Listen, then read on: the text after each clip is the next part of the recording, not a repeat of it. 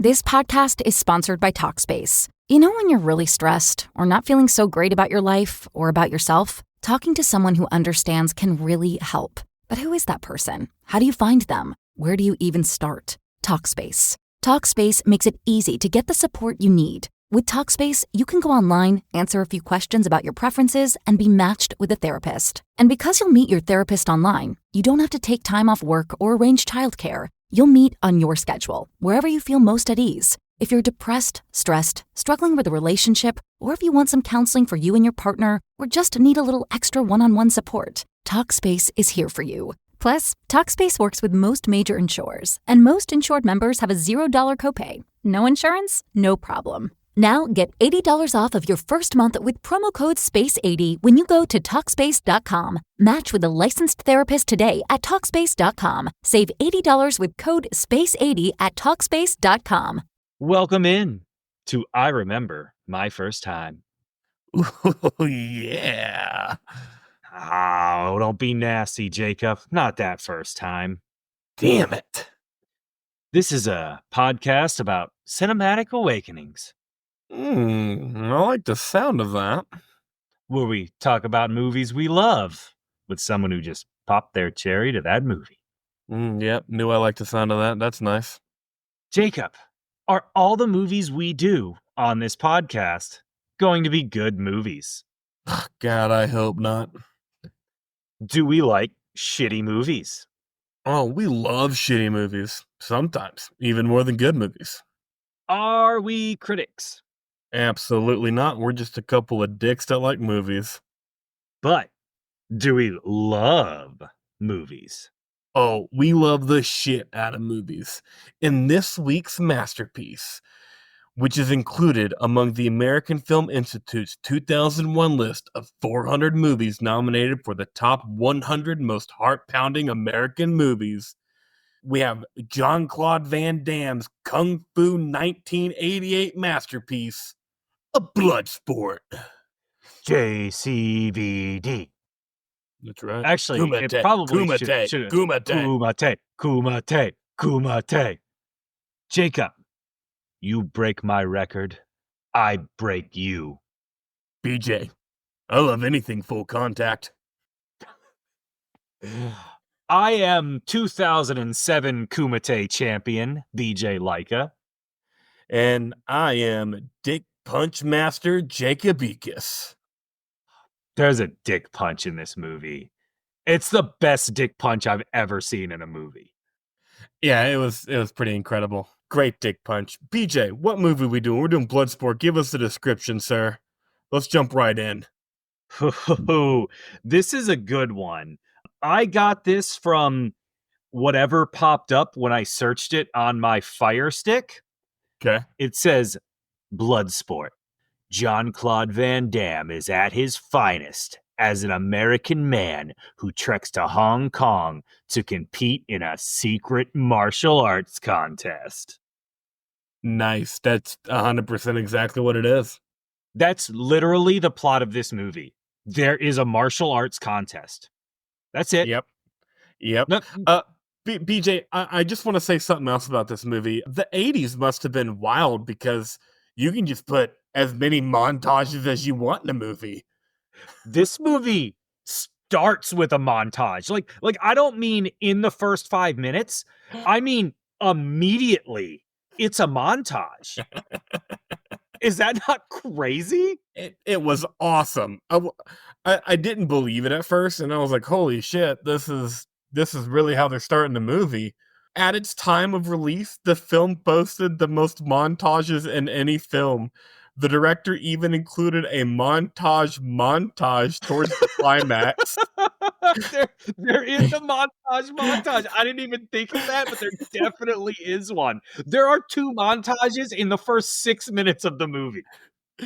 Test audience were so taken back with the format that they overlooked the lack of plot in the film. I love the format in this movie. It's great. Oh. So yeah, Bloodsport. Why don't you go first? Tell me what you thought about it, because I think you liked it more than me based on the little bit we've been able to discuss. Yeah, so I've seen this movie like several times in the last, let's call it 6 or 7 years. And I had way more fun watching it than I did this time because I watched it on, I don't remember if it was Pluto or Freebie, and there was commercials in it. And I'm watching this movie and the first commercial pops up and I'm like, damn, that was quick. And then the second commercial pops up and I'm like, damn, this movie is flying by. Then the third commercial pops up and they're still not, they still haven't started the Kumite. And I was like, I need to make a note of this because I didn't realize it was this long before they start the Kumite. I paused it, 23 minutes. This was a 90-minute movie that had 8 commercial breaks from Pluto. And that just took me out of the movie because I think a big draw to this movie is how quick and brisk and easy a 90-minute movie it is. And the commercials just killed me. Anything outside of the commercials, though? Oh no, it's still a fun movie. There's so little to this movie, which is kind of the genius of it, that I'm afraid to say too much because I know we're going to get to everything. Because, like I said, there's not a lot to this movie, but it's super 80s. It may be the most 80s movie ever made. It's crazy 80s. And it's so funny. The other night I also watched the movie Blow with Johnny Depp and Ray Liotta. And with how 80s this movie is, how many of the people making this movie was just doing copious amounts of cocaine? All of them. All of them. Only people doing copious amounts of cocaine make a soundtrack that sound like this. So you have the clear influence of cocaine.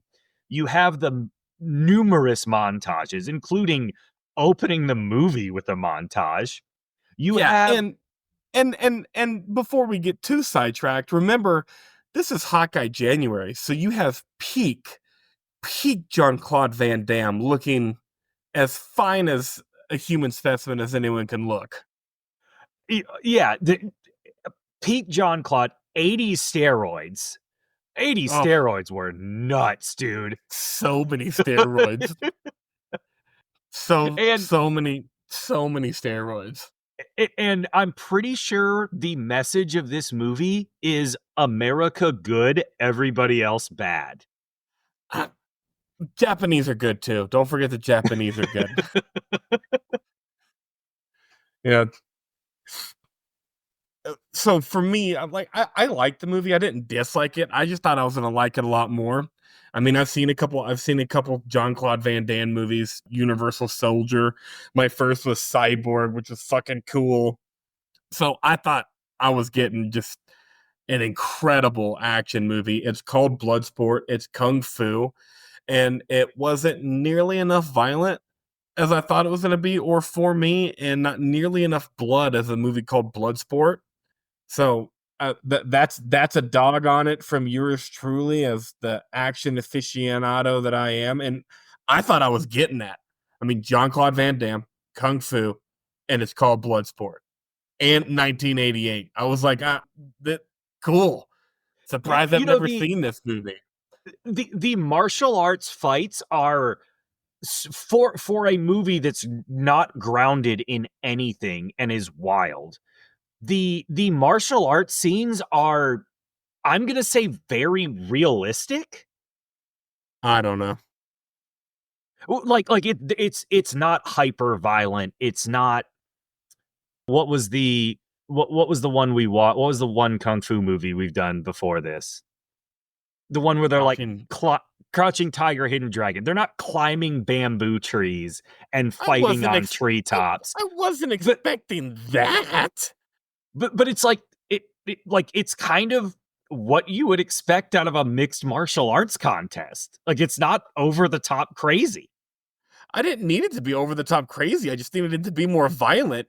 It looked like some of the punches and kicks didn't even hit. I'm reading reviews of this movie, greatest kung fu movie of all time, and I was like, did we watch the same thing? Like, don't get me wrong, the choreography is good and everything else, but it's like, I felt like very few punches really landed, and I was like, ooh, That dude got hit. Like not in the Jean-Claude Van Damme ones, but in the other fights, like some of those, I'm like, oh, did he really full kick that guy in the mouth? Yeah, some of them, I guess. I needed it more violent. What can I say? It just wasn't violent enough for me. And I've seen other Jean-Claude Van Damme movies. I've seen other Kung Fu movies. Not Crouching Tiger, Hidden Dragon. That's fantasy. I mean, but like I said, this movie is 80s Enter the Dragon. That's all it is. Yeah. But still, it just should have been more violent. I've seen 80s movies. Oh, halfway through this movie, I was like, for Hawkeye January, should have done Conan the Barbarian, Schwarzenegger. It's on HBO. Oh, I don't think Schwarzenegger's hot. I mean, that's okay. We don't have to. One Mr. Universe, he looks incredible. I don't think Mr. Universe is a hot contest. I think it's an impressive body contest, but I don't think it's a hot contest. I know it's not a hot contest, but go look at Schwarzenegger shortly after he won that. Like, he looked like a god. Like, looking like a Greek god qualifies as Hawkeye January, whether you think he's hot or not. Jean-Claude Van Damme's out here looking like a Greek god. God damn, is he ever. Anyways, is there anything you didn't like about the movie before we move on from this bit? The love story's fucking stupid. No, the love story annoyed the shit out of me. I forgot all about the love story till you brought it up. Fuck that girl. I mean, the good thing is they never went more than about 3 straight minutes on it, but like, it's so awful. Yeah. Also, like, was that an attractive woman in the 80s? I don't know. Blonde. Are they ever not attractive? Okay, I was not. She looked more annoying to me than anything, but whatever. I mean, yeah, she was the most annoying part of the film, and you probably could have found someone hotter. Like, let's be real. But it's not about her. It's Hawkeye January. She barely even needed to be in it. We got Jean-Claude Van Damme in a Speedo. I mean, come on. I mean, we see Jean-Claude Van Damme's bare ass. Zoomed in bare ass. When did that happen? The post-coitus scene. Oh, when he was putting on his Speedo? Like, I guess it happened for half a second. Yeah. But that's true. I mean, and he looks incredible. I bet. Oh, I bet he was the best fuck of '88. I mean, like, his body is so incredible in this movie. Like, it's perfect in every single way. And then, like, he's just as attractive in the face too. It's crazy. Yeah.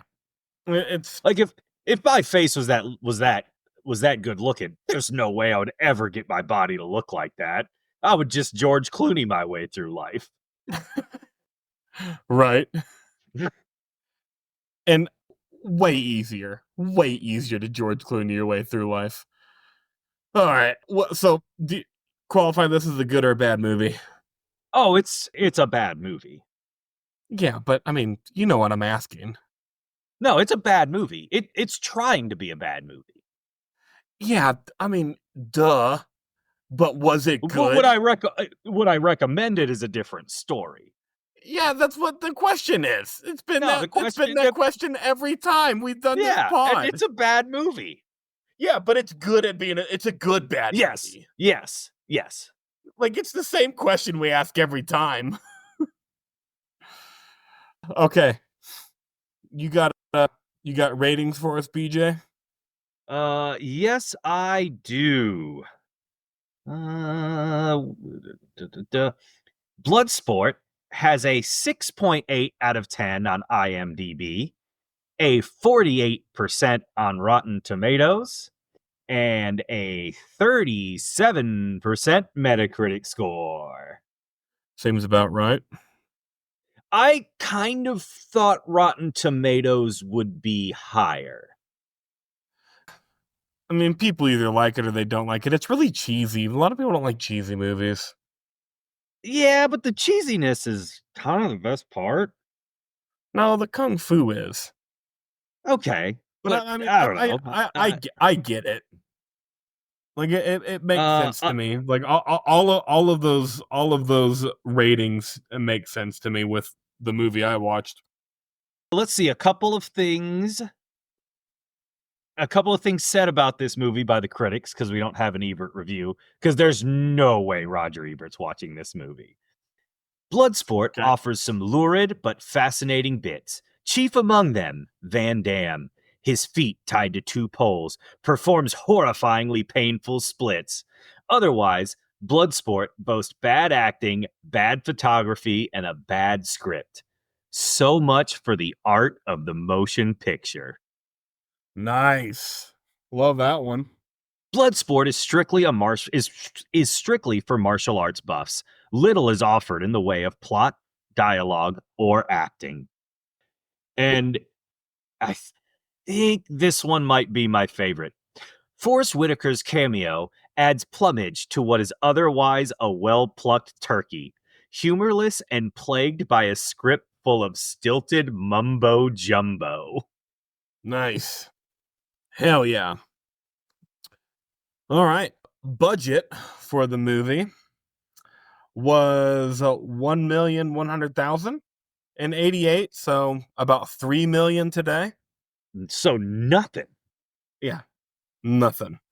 And it brought in on $1 million budget $11,800,000. So today, 11 million. Yeah, $11,800,000. So today, about 31 million bucks on a All right. $3 million Yeah. budget. Yeah, you make a movie for $1 million and you make 11, you did something right. I say Yeah, 11, basically 12. yeah. So killed it. There's a reason it's a cult classic. An extremely memeable movie. Yeah, Like there's a as you ton of as you've just been sending memes about Kumite and Jean-Claude Van Damme doing the splits for the last week. How many times does he do the splits in this movie? I have it right here. It's part of my Jean-Claude Van Damme trivia. He does Can his I take a guess? trademark splits. Sure. I was gonna say 9 times. 7.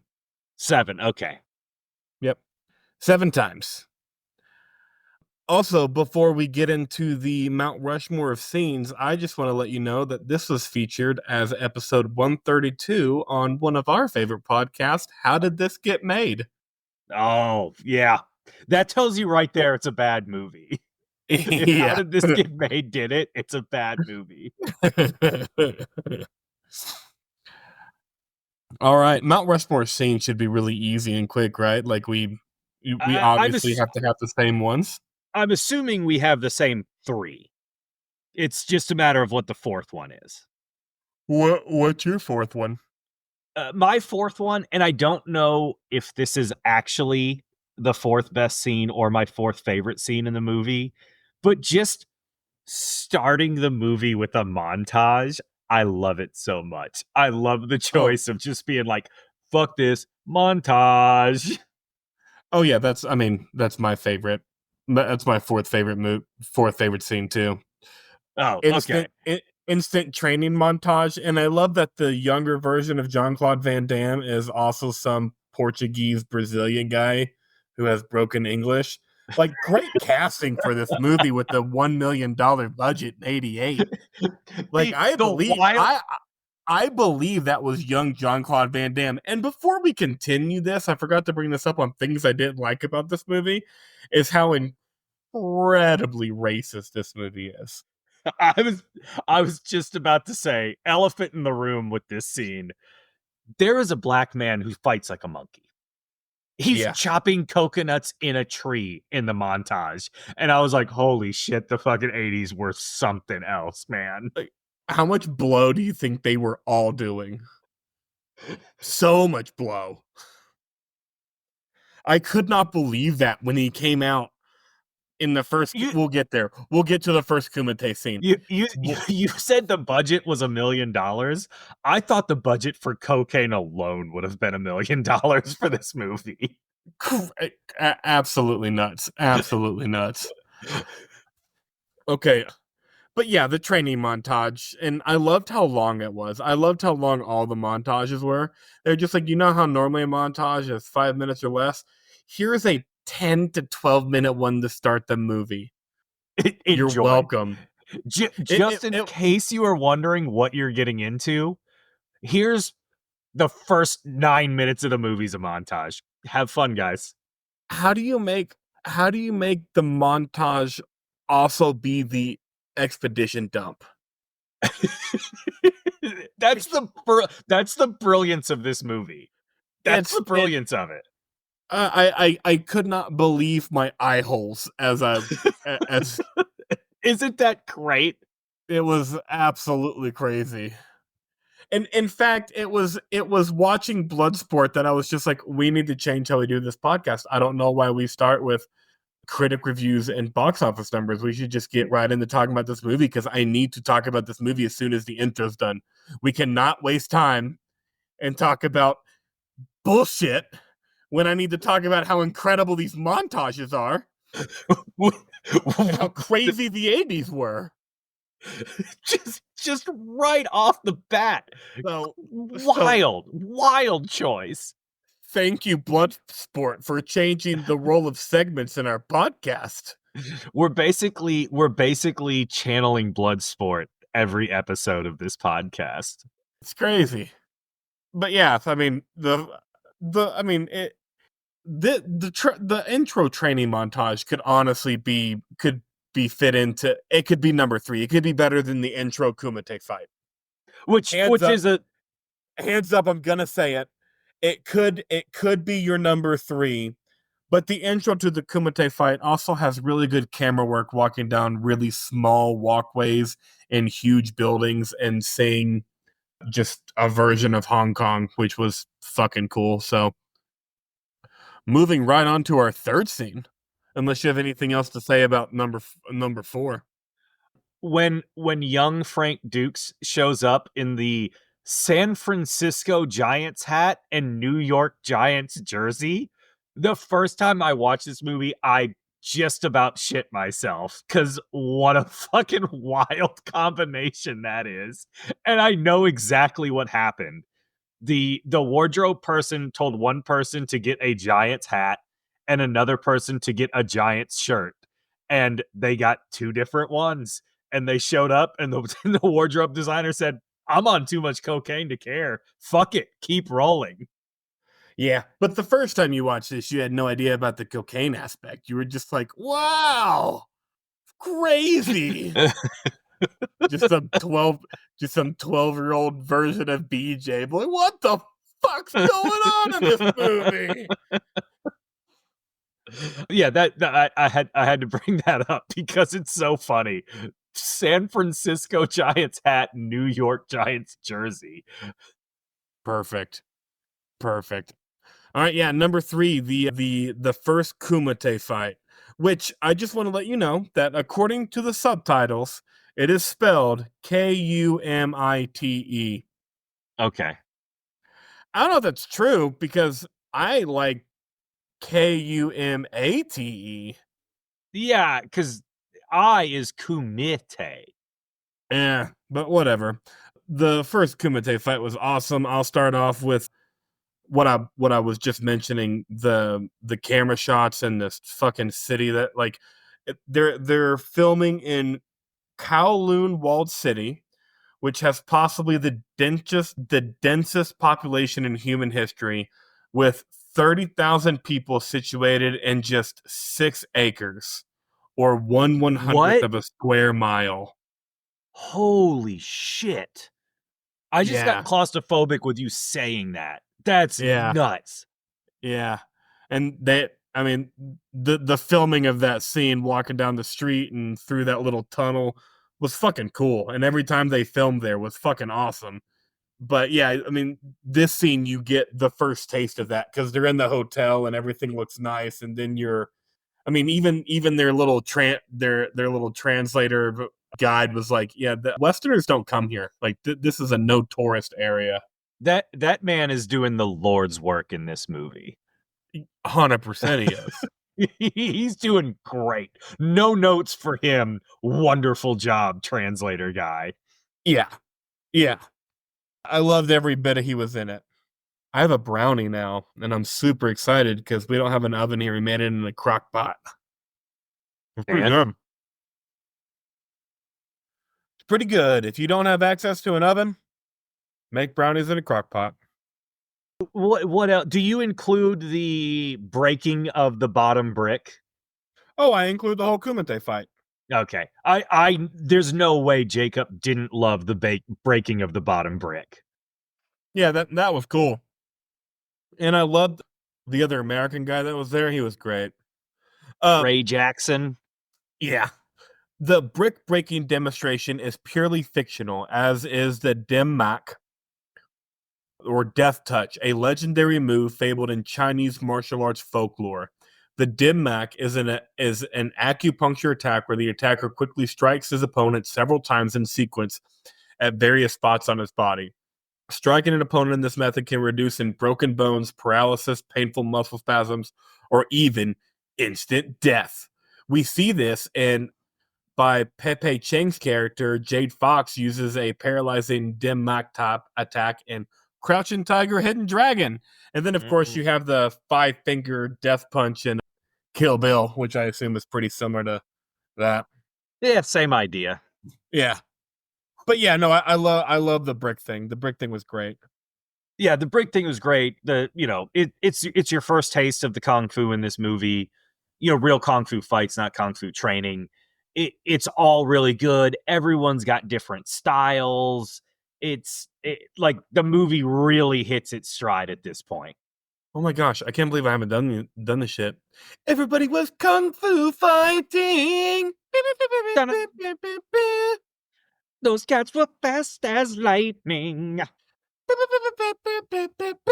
Anyways, yeah, and I love that. What's the side character's name? The other American. What's his name? Do you remember? Ray Jackson. Yeah, I didn't put this trivia on there, but he didn't use any version of kung fu anytime he was fighting. No, his fighting style was me big strong man. Yeah, me big strong man. In fact, the first line that he says to Jean-Claude Van Damme is, "Aren't you a little for full contact?" And we love sexual innuendos on this podcast. And every time this guy said full contact, I was like, this is incredible. This is incredible. You want to talk about perfect casting for this movie? Yeah. There's you can't tell me there's a single actor in Hollywood that would have done a better job than the dude from Revenge of the Nerds. Right. And he fucking killed it. Anything else about the first Kumite fight? Oh, nah. The first Kumite fight, we have the guy fighting as a monkey. This dude it's so bad. It's so racist. It's so racist. It's so bad. I hate laughing at it, but it's almost so racist that it's not racist. Does that make any sense at all? No, he didn't mean that, everyone. He did not mean that. When this fight came on, I had two conflicting thoughts in my head. I had a war in my head going on. I'm like, please God, let him lose so I don't have to watch this anymore.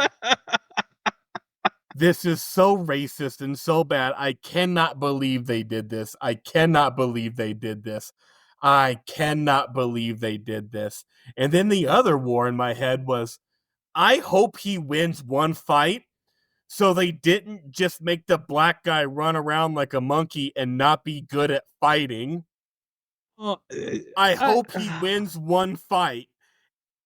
And it hurt myself to have those thoughts because of how racist this fight was. I couldn't believe it. I could not believe it. It's remarkable because, like, that guy, like, read the script. I was like, oh, okay, cool. I'm, one of the kung fu guys. And he's probably trained in some special martial arts as a 4th degree black belt. And they're like, you're going to fight like a monkey. Yeah. And he said, what? And they're like, you heard me. Do you want this cocaine or not? And we're thinking more like small chimpanzee. Like, really want you to sell the monkey black connection as much as you absolutely can. It was horrible. That had to be addressed before he left the scene because of how awful it is. So if you watch this movie and that didn't make you uncomfortable, you're not welcome on the podcast. Okay. Number 2 scene, the second Kumite montage. Because this could every almost be the top scene. This could almost be number 1. It's not. But if you told me you liked this one more than the final one, I would respect that answer. I wouldn't say you're wrong, and the reason you're not wrong is because of how outrageous they made his blinding in the last one, which we'll get there.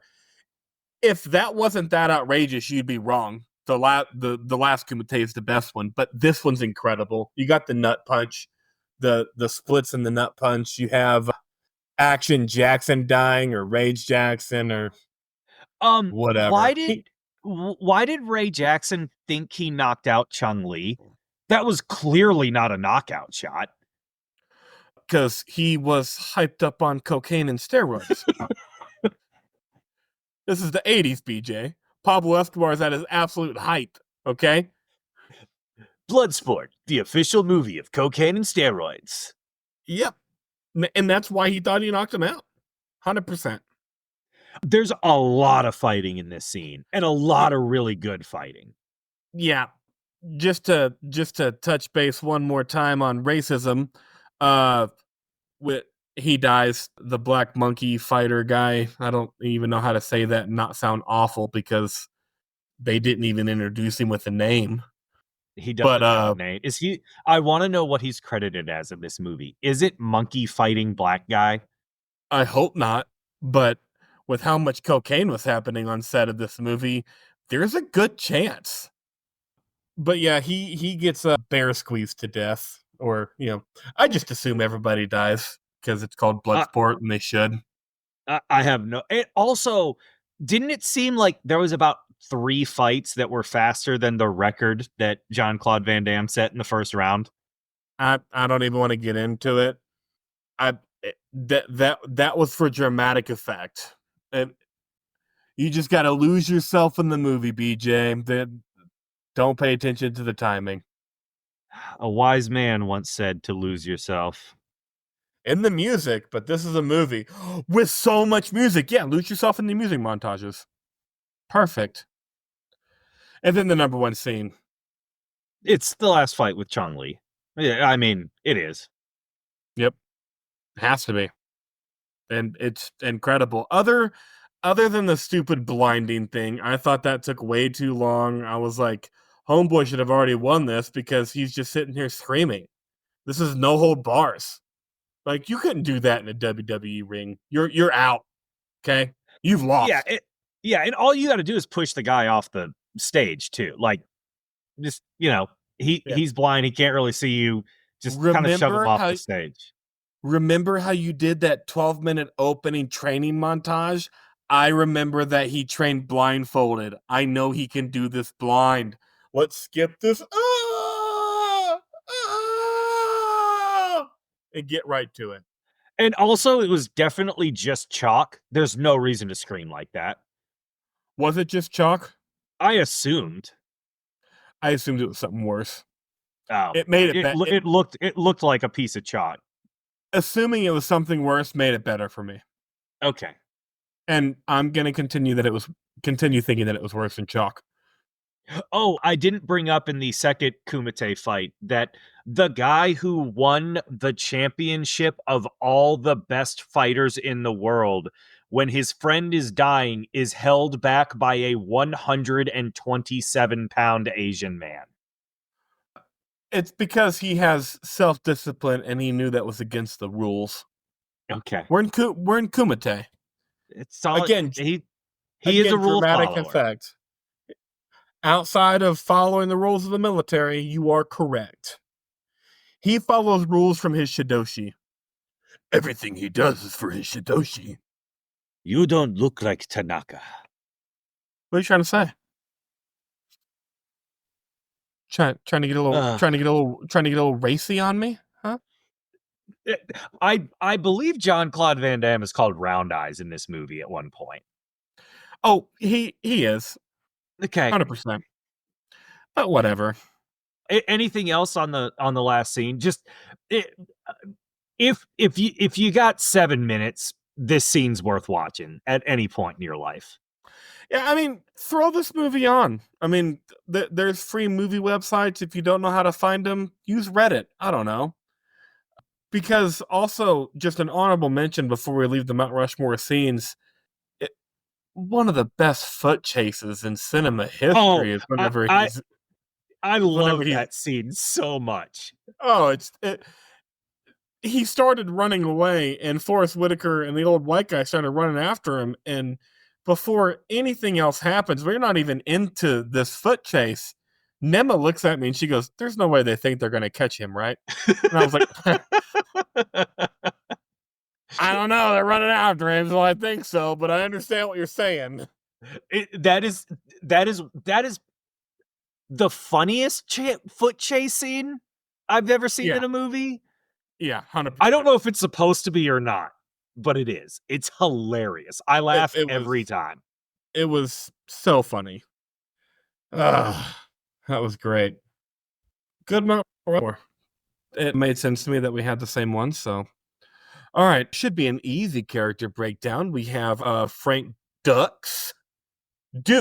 Like, Frank put Dukes. Up your dukes. Like, put up your dukes. And BJ, I don't know if you've done any reading about this movie, but I have some incredible trivia about Frank Dukes. All I know is the real Frank Dukes is a big fat liar. That's the extent of my knowledge of the trivia of this movie.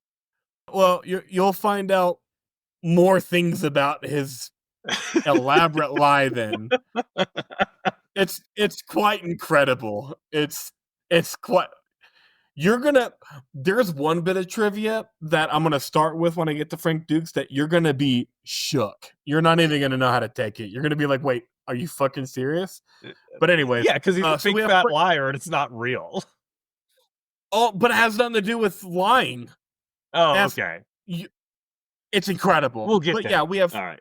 We have Frank Dukes, played by Jean-Claude Van Damme, and let me read something to you real quick about Jean-Claude Van Damme. Jean-Claude Van Damme has stated that prior to this film, he was working odd jobs and was literally broke. He did everything he could to secure this role, going as far as training for 10 hours a day, changing his appearance to look more, quote, American, and receiving dental work to get the perfect Hollywood smile. Now, I mean, he made Hot Guy January. All of that effort he put in got him on Hot Guy January. He made inaugural Hot Guy January. Yeah.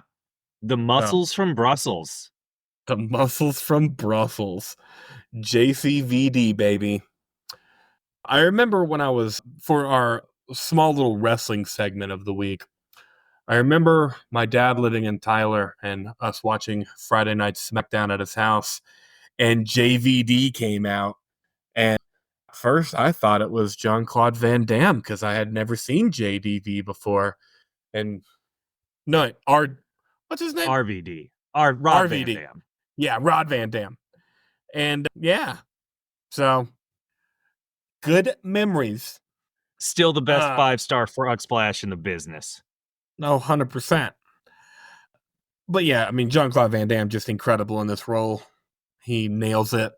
And so does many Jean-Claude Van Damme in this role. So way to go for both of them. Just what a body. What an ass. It's so round. It's so round. Body yaddy, body yaddy, body yaddy. Like, I was, I've been working out. I've been eating right. I've been trying to get my fitness back. I don't skip leg day. I'm in the gym the day after watching this movie. I take my pants off and I'm like, let's go see how close I am. Not close. Not close at all. Yeah. It's bad. When Yeah. was the last time you looked at your ass in the mirror? Oh, I don't like to, so probably a long time. I'm sure if I had an ass like that, I'd look at it all the time, but I do not. Oh man, no, mine's not close. No. No. He just showed his dick for this movie. Oh, 100% he showed his dick for this movie. 100%. Show us your dick, Michael Douglas. That's all. Like, that's what we want. That's what our listeners want. Everybody wants it, and our listeners speak for everybody. All 5 of you. That's right. Yep. There are 7 people in this world that want to see Michael Douglas's dick, and we're 2 of them. Yep. And then the other 5 listeners. Yep. No one else knows what that means. Nope. And no one else ever will. Not ever. Rage Jackson, is that his name? Action Jackson? Ray, just Ray Jackson. Ray Jackson. Just incredible. Just what I imagine most Trump supporters feel like they should look like.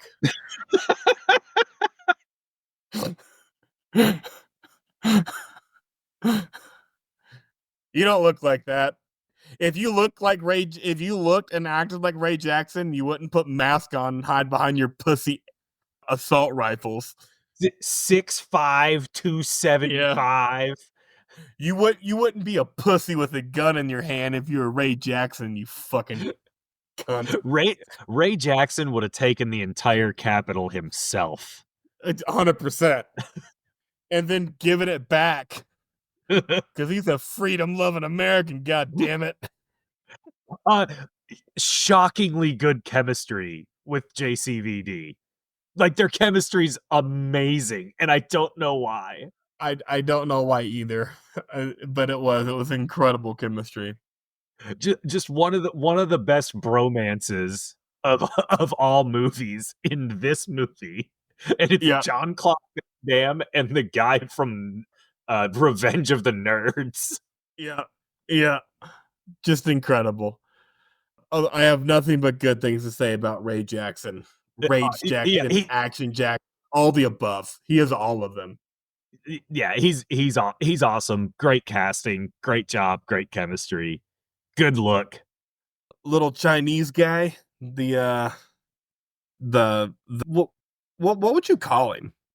It was the translator, right? I guess. I mean, everybody spoke English. Yeah, that's true. Concierge? Yeah, Concierge is a good one. I like Concierge. Yeah, he was great. He made me laugh. He made me laugh all 4 minutes he was on screen. Yeah, he was great. Fantastic job. Forrest Whitaker's in this movie. You know, Oscar winner Forrest Whitaker is for some reason in this movie. And he did a great job. Him and his cop partner are really good in this movie. Yes, they are. I feel like they're kind of in a different movie. They're in like a buddy cop comedy movie, and every scene they're in is funny. The giant tasers is hilarious. Oh, the tasers were so funny. They were both incredible. I loved them both. Thank you for being in this movie. End it with Chung Lee. Yeah. Balo Young is his name. He was even in Enter the Dragon with that guy. You know what I'm talking about. Bruce Lee? Hell yeah, I'm talking about Bruce Lee. Did you forget Bruce Lee's name? No, I just anticipation. Okay. But yeah, Chung Lee, great. Incredible intimidating presence. And so much steroids. So much 80s bad steroids. Just incredible. What a chest, man. Oh my god. What a chest. Just incredible. Like Jean-Claude Van Damme had the butt. Chong Li had the chest. I mean, he's bench pressing the world when they film this movie. Wait, what? Say that one more time. Oh, he must be bench pressing the world. Oh, yeah, 100%. That chest is not natural. His best deadlift exceeded 700 pounds. And he's not a little short guy either. That's crazy. Yeah, but he, like you said, great intimidating presence. Did a great job. Like, you want to talk about somebody who looks like they can kick anybody's ass. Yeah. And he can. He's been training in martial arts since he was 10. And can deadlift 700 pounds. Correct. All right. Character breakdown was great. Trivia. Here we go. In this movie, when Chong Li defeats Jackson, they use the same camera angles and slow motion techniques that Bruce Lee uses in Enter the Dragon. Mm-hmm. Chong Li says brick, not hit back during the the brick scene, which is similar to Bruce Lee's character saying boards don't hit back. Oh, this movie's definitely paying homage to Enter the Dragon. Oh yeah, for sure. But I mean, you have to put that trivia in there for everybody. Jean-Claude Van Damme actually knocked out Bernard Marino with his elbow, and the scene made it in the movie. Jean-Claude Van Damme helped edit the film so it could be released. Yeah, he was hurting for money. Yeah, and this is one of his favorite of his own films, because why wouldn't it be? Yeah, he got to knock a guy out with a spinning elbow. Yep. All right. The rest is all about Frank Dux. Big fat liar. Keep that in mind with everything Jacob reads. This guy's a big fat liar. He was the fight coordinator for the film, and when Jean-Claude Van Damme was cast, Dux announced that Van Damme wasn't nearly in good enough shape. What? After training 10 hours a day. With the perfect body. Yep. Anyways, he put him through a 3-month training program. Van Damme, a world championship martial artist in his own right, called it the hardest training of his life. So, I just thought that was so funny. He said he wasn't in shape enough. I was like, are you kidding me? While the film is set in Hong Kong, Frank Dux claims that the real Kumite he competed took place in the Bahamas. Yeah, the Kumite's not real, bro. The movie was touted as a true story, but over the years, doubts have risen about its veracity. Of course it's not real. Of course there's not a real Kumite. I mean, there might be. There's all kinds of fight clubs. But anyways, most martial arts enthusiasts consider Frank Dux accounts of competing in a secret tournament a complete fiction, along with claims he was an undercover CIA operative. Some have pointed out that nobody else has confirmed his story or told their own version. It is now generally accepted that Dux lied his way into Hollywood and has most likely never competed in a martial arts tournament of any kind. According to records obtained through the Freedom of Information Act, Dux was in the U.S. Marine Corps Reserve and was never posted overseas. The CIA has no record of him ever working with them. His personal brand of martial arts, Dux Ryu Nichinshu, is also a complete fabrication. You know what we call this? We call this Steven Seagaling your way through life. Yeah. Yep. Which, hey, say what you will about Steven Seagal. Whenever you want to do Under Siege on this podcast, whenever you want to do it. Heard. Probably never, but heard. You know what? We'll do Under Siege when you do Red Wings.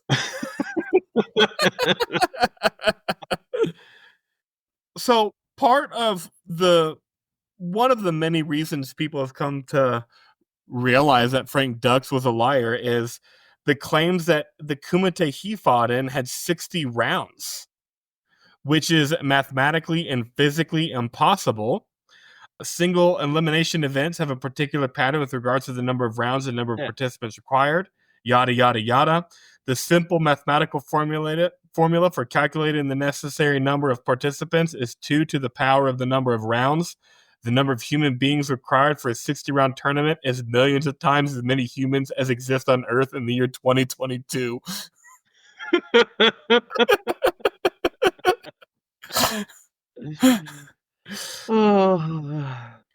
To end trivia, I'm just going to say that Jean-Claude Van Damme is noted as a world kickboxing and karate champion on various sites and his publicity material.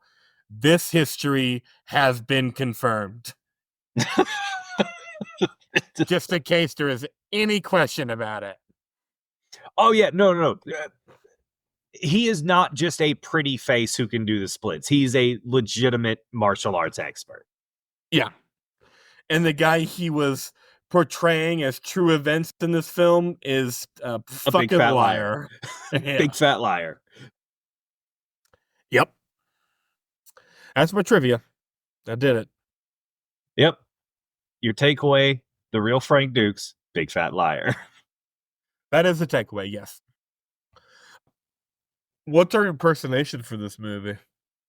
So you can either do Jean-Claude Van Damme or Kid Jean-Claude Van Damme. I don't care which one. Okay. Do you want to go first? Because you got mad at me for going first last week. No. I didn't get mad at you for going first. I got mad at you for taking both of the best bits. You have to leave me one. You took Hot Brisket and the Dodge Ram front end coffee table. You didn't leave me one. That's what I got mad about. I enjoy you going first. I am young Jean-Claude Van Damme, and I don't know what accent I'm supposed to be doing, so this is the one I do. My hat and shirt make no sense together, but look at sword. Sword so pretty. I want help you to not murder me with katana. Frank Duke's big fat liar. That's all I got. Wow. Wow. Whew. Man, too bad we both do this because I kind of want to just let that stand on its own. Was that good? Because I have no idea I had no idea what accent that kid had. That was bad. It was real bad. I'm excited for you to listen to that when you do the edits. It was real bad. All right. You know what? Yeah, never mind. Had a different idea. I do this for my Shidoshi. My Shidoshi trained me. Trained me to fight. Trained me to fight blind. Surf T blind. Defend blind. Do splits blind. Really do lots of things blind. I fuck blind. For my Shidoshi. That is Kumite. not John. That is not Jean-Claude Van Damme. I think that was the old Asian man you were doing, actually. You know what? Doesn't matter. I'm cool with it. Yours also wasn't Jean-Claude Van Damme, so... Yeah, no, it was the kid Jean-Claude Van Damme. It wasn't, though. Wait till you listen to it. Spot on. Yeah, Oscar-worthy, BJ. Whenever Hollywood makes the film, the true story of the kid who played Jean-Claude Van Damme in Bloodsport, they're getting me to play that role. Perfect. Love that. All right, BJ. Final thoughts on the movie in general. Our second movie in Hawkeye January, and just so everybody knows, actually, we'll get there. I'm not going to say what next week's is. But this is sandwiched in between. Like, this is a good Hawkeye January. I'm glad that we only did 3 to start this thing off with, because we have a good little man Mitch. You know what I mean? Yeah, little. This is the meat of the manwich. I mean, dude, you know what movie we're doing next week? They're all meaty.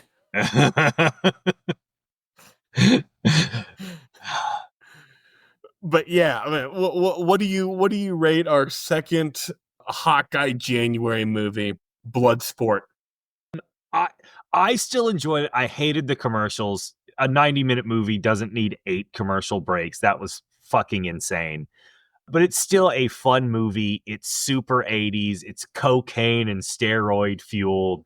Jean-Claude Van Damme looks great. I have fun every time I watch this movie.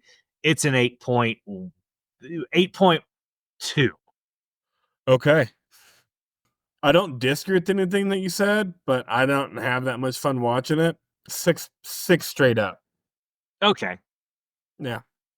Just No. the whole 80s-ness of it is, you can't deny it. You can't deny how 80s it is. Oh, it was one of the best parts of the movie. Incredible.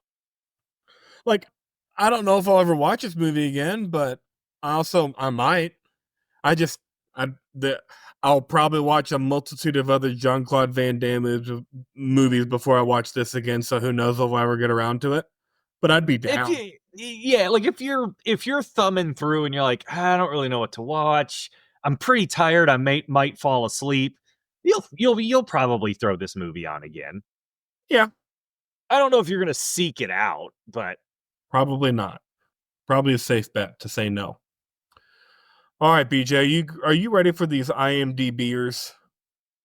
Let's see what they have to say about this cocaine-fueled classic.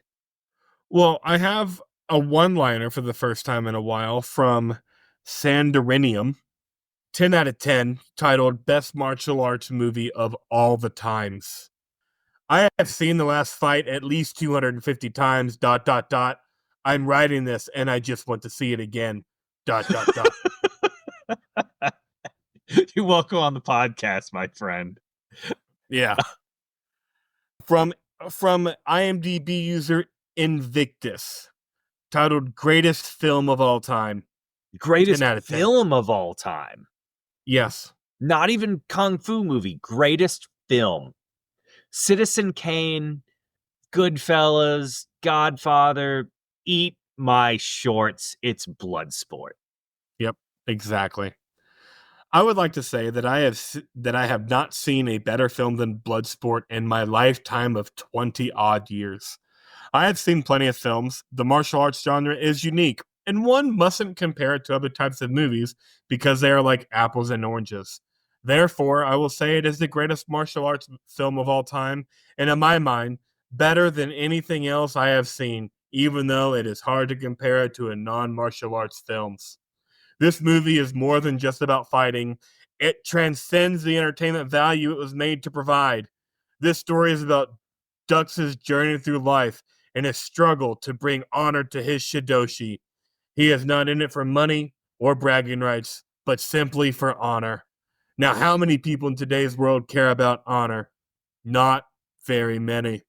This is one I don't know out of about you, but I care about inner. Boom! Roasted. Hey! This is one out of many reasons why I love and am inspired by this movie. Movies where one must undergo great pain and sacrifice to honor and respect someone or something. And that is an important lesson. Take a chill pill, my friend. This is a cocaine movie of the 80s.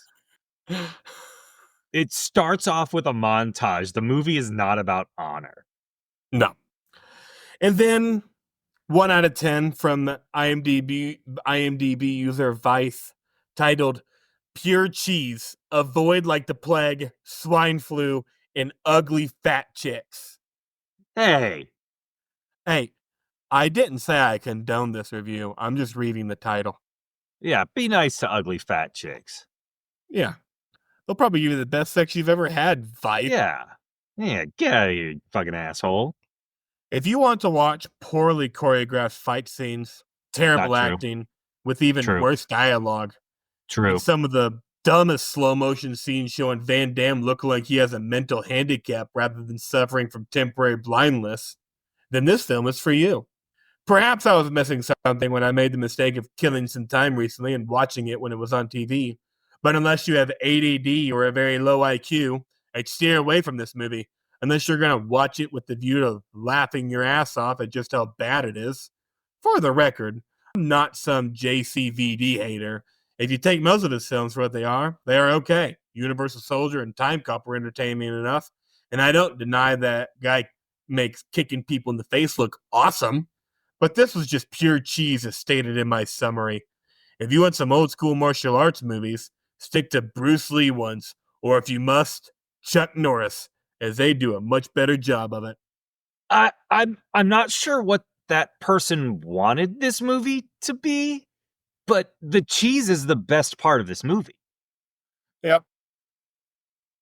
And when the movie starts with a montage, at that moment, if you didn't want cheese and a movie just begins with a montage, you should probably turn it off. Yeah.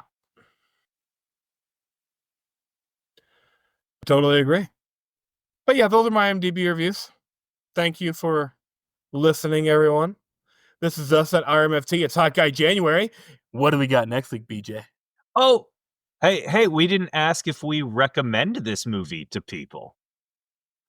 Oh, that's true. Do you recommend this movie to people? Hesitantly, yes. The problem is, if you want to watch a kung fu movie, watch Enter the Dragon. If you want to watch a better 80s cheesy bad movie, watch Roadhouse. But it's still worth watching. Yeah, I mean, especially for Hot Guy January. Yeah. If you sat through this podcast and you haven't watched Bloodsport yet, yeah, you watch it. You don't have to go seek it out. Like you're not missing nothing. But yeah, sure. No, you're not missing anything. But, sure. Yeah. It's an all right time. Fun. And when you have fun on your first time, that's really all you can ask for. Next week, double first time or triple first time?